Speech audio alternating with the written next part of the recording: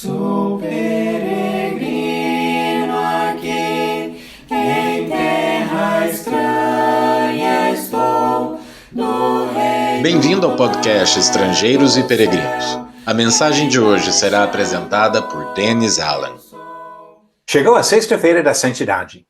Como nós temos feito nas últimas semanas, estamos hoje dedicando esse episódio ao tema de santidade, dando continuidade ao tema mais específico que introduzi semana passada, na sexta-feira. A santidade dos solteiros. Os desafios especiais que solteiros enfrentam no serviço ao Senhor. Os servos do Senhor estão em guerra. E quando falamos sobre solteiros, reconhecemos desafios muito grandes, mas desafios que precisam ser confrontados. Já no final da mensagem da última sexta-feira, olhamos para 2 Timóteo capítulo 2, versículo 22, que devemos fugir das coisas erradas e encher a vida com as coisas boas, os pensamentos bons e espirituais. Hoje eu quero levar esse assunto um pouquinho mais especificamente para a questão de namoro.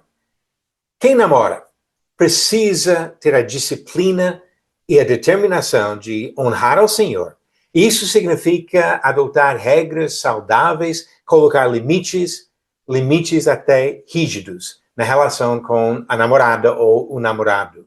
O cristão nessa situação precisa vigiar para manter a sua santidade.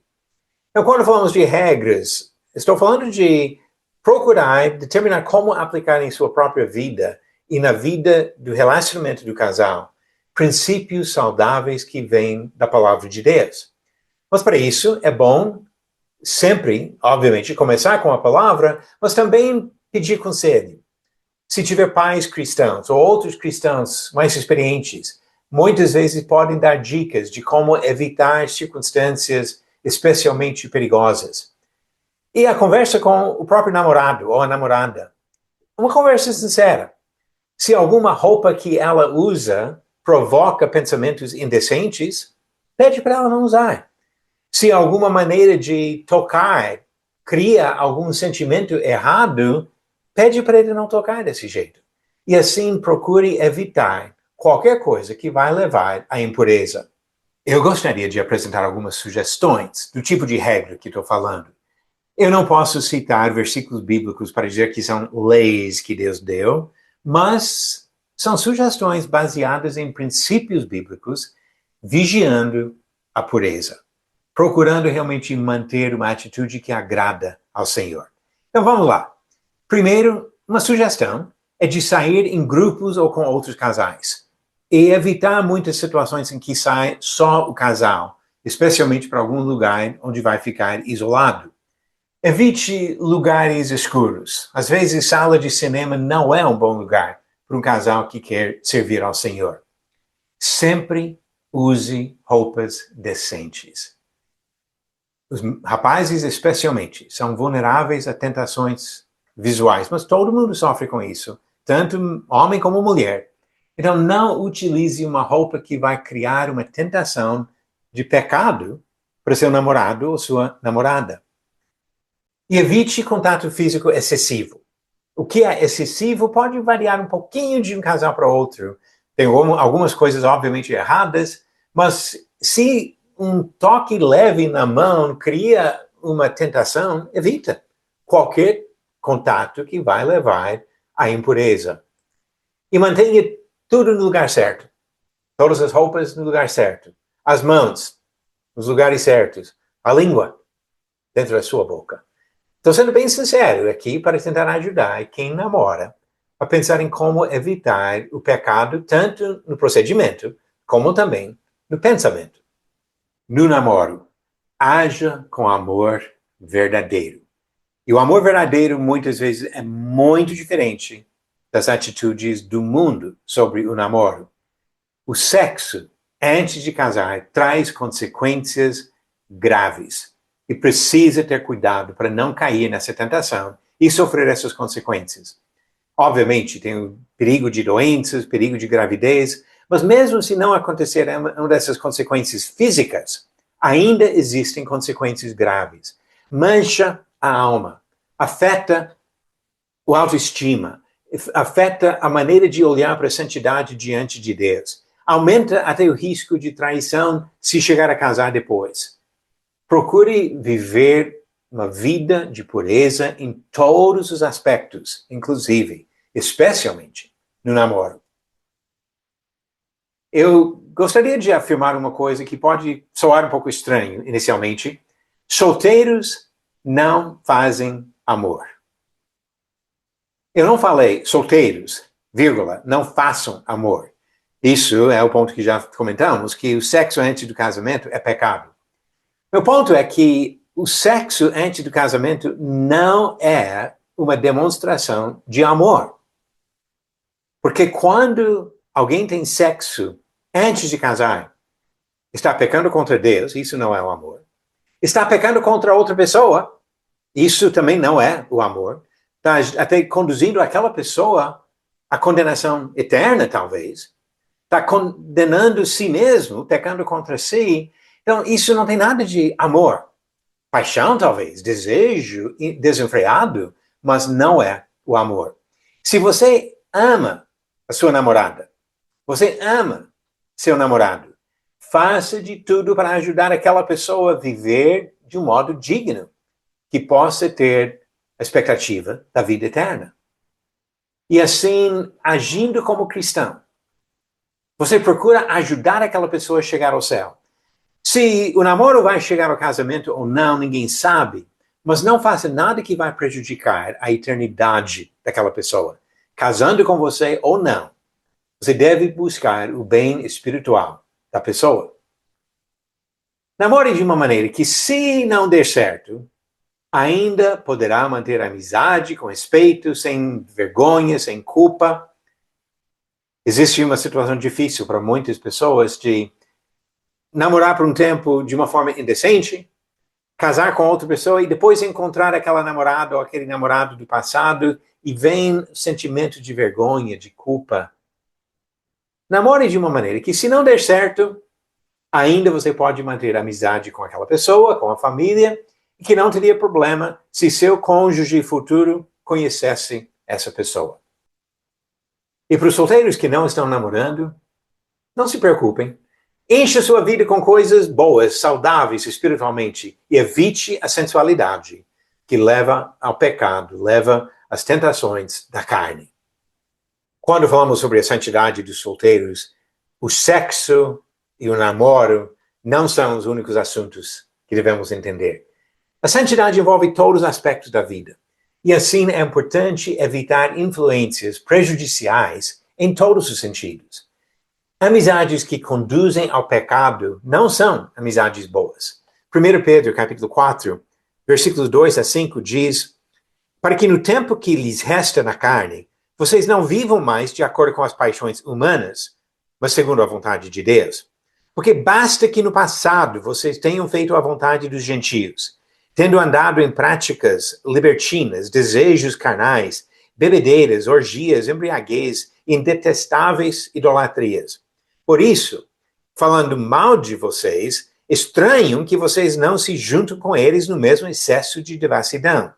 Eles que terão de prestar contas àquele que é competente para julgar vivos e mortos. Pessoas do mundo podem não entender a sua determinação de manter a pureza, de manter a santidade. Não se importa com isso. Faça a vontade de Deus e não a vontade dos colegas. Por isso é importante também evitar atividades e hábitos que prejudicam. Bebidas estragam muitas vidas. E tem coisas na Bíblia que avisam sobre o perigo de se entregar à bebida. Olhando para Provérbios, capítulo 20, o conselho de como um bom rei deve agir serve para qualquer pessoa, porque nós devemos também mostrar uma atitude de domínio próprio em qualquer situação, qualquer decisão que nós tomamos. Provérbios 20, verso 1 diz: o vinho é zombador e a bebida forte causa alvoroço. Todo aquele que é vencido por eles não é sábio. E no capítulo 23, no 31, ele acrescenta aqui um pouco mais sobre o perigo da bebida. Não olhe para o vinho quando se mostra vermelho, quando resplandece no copo e desce suavemente. E o resto desse texto aqui fala sobre os problemas que vêm em consequência das bebidas. E os mesmos princípios se aplicam a outras drogas não mencionadas especificamente nas escrituras, que acabam prejudicando o raciocínio, a capacidade de tomar decisões boas. É importante também evitar a desonestidade. Eu sei que muitas pessoas têm a ideia que todo mundo mente, mas o cristão precisa viver uma vida de honestidade. Efésios capítulo 4, versículo 25 diz: por isso, deixando a mentira, que cada um fale a verdade com seu próximo, porque somos membros do mesmo corpo. A desonestidade não faz parte da vida da santidade. Evite também atitudes erradas em relação aos pais. Jovens, prestem atenção nisso que Paulo falou em Efésios 6. Filhos, obedeçam a seus pais no Senhor, pois isto é justo. Honra o seu pai e a sua mãe, que é o primeiro mandamento com promessa. Respeito, honra, obediência. Você deve isso aos seus pais. Demonstre atitudes assim, de respeito. E evite também materialismo.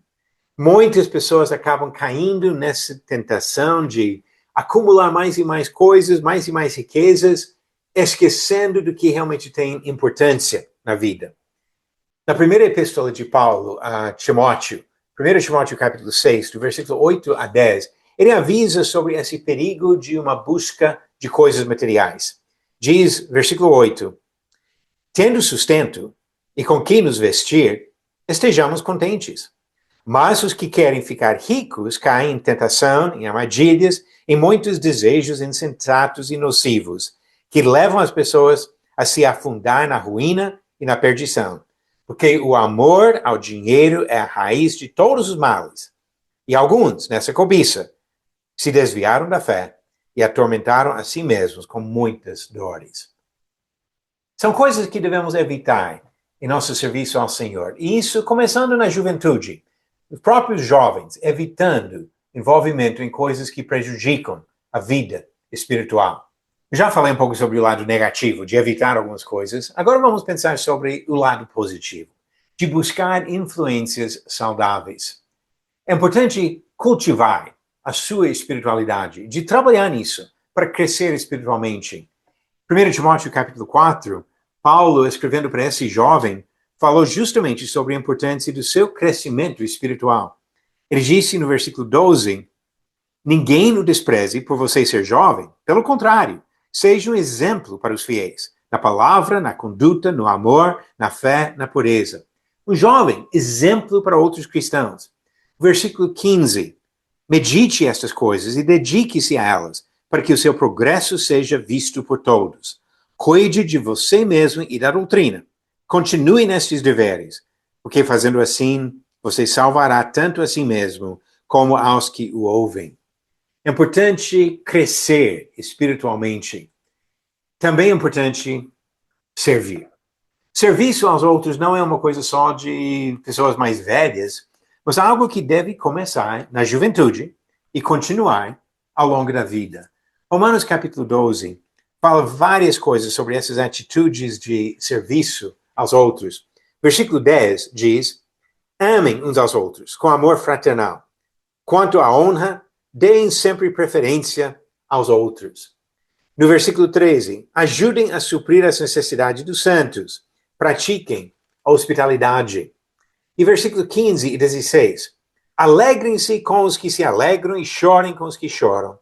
Tenham o mesmo modo de pensar de uns para com os outros. Em vez de serem orgulhosos, sejam solidários com os humildes, não sejam sábios aos seus próprios olhos. Aqui observamos a ideia de se envolver com outras pessoas, e jovens precisam ter esse envolvimento saudável, sempre buscando, em primeiro lugar, o reino de Deus. No Sermão do Monte, Mateus capítulo 6, versículo 33, Jesus disse, mas busquem em primeiro lugar o reino de Deus e a sua justiça, e todas estas coisas lhe serão acrescentadas. É importante priorizar o serviço espiritual em todas as épocas, todas as fases da vida. E por isso, mantendo sempre o foco em Deus. O livro de Eclesiastes fala sobre a busca de sentido na vida. E o próprio autor sofreu bastante, passando por várias coisas que não ajudaram, que não edificaram. Mas quando ele chega no final do livro, ele dá alguns conselhos, principalmente para os jovens. Conselhos que todos nós precisamos. Mas olha o que ele fala aqui, olhando para os jovens. Eclesiastes, capítulo 12, começando com versículo 1 e depois versículos 13 e 14. Versículo 1. Lembre-se do seu Criador nos dias da sua mocidade, antes que venham os dias maus e cheguem os anos em que você dirá, não tenho neles prazer. E no versículo 13 e 14. De tudo o que se ouviu, a conclusão é esta. Tema a Deus e guarde os seus mandamentos, porque isto é o dever de cada pessoa. Porque Deus há de trazer a juízo todas as obras, até as que estão escondidas, quer sejam boas, quer sejam más. É importante manter esse foco no serviço ao Criador. E falando do Criador, você foi criado à imagem e semelhança de Deus. Isso significa que precisa refletir o caráter de Deus, para que ele possa ser honrado por sua vida. Viva a vida da santidade, na juventude até o fim da vida, honrando o Criador e Redentor. Acertou a pergunta de ontem? No final da 8ª praga no Egito, o vento lançou os gafanhotos em qual mar? Alternativas: A. Mar Mediterrâneo, B. Mar da Galileia, C. Mar Vermelho ou D. Mar Morto. A resposta? O Mar Vermelho, conforme diz Êxodo capítulo 10, versículo 19. Então o Senhor fez soprar um vento oeste muito forte, que levantou os gafanhotos e os lançou no Mar Vermelho. Não restou um só gafanhoto em todo o território do Egito. E a pergunta de hoje: qual foi a posição profissional do primeiro gentio convertido a Cristo? Gentio é alguém que não era judeu. Então, a primeira pessoa que não era judeu, convertido a Cristo. A profissão? Alternativas: A. Carpinteiro, B. Centurião, C. Chefe de sinagoga ou D. Governador. A resposta no final do episódio 450. Que Deus abençoe sua busca de mais conhecimento, aplicação na vida dos princípios bíblicos e, especialmente, olhando para a eternidade. Que Deus abençoe a sua vida caminhando para a vida eterna, na presença do Senhor. Obrigado por nos acompanhar nessa jornada pelas Escrituras. Volte amanhã para ouvir mais uma mensagem do podcast Estrangeiros e Peregrinos.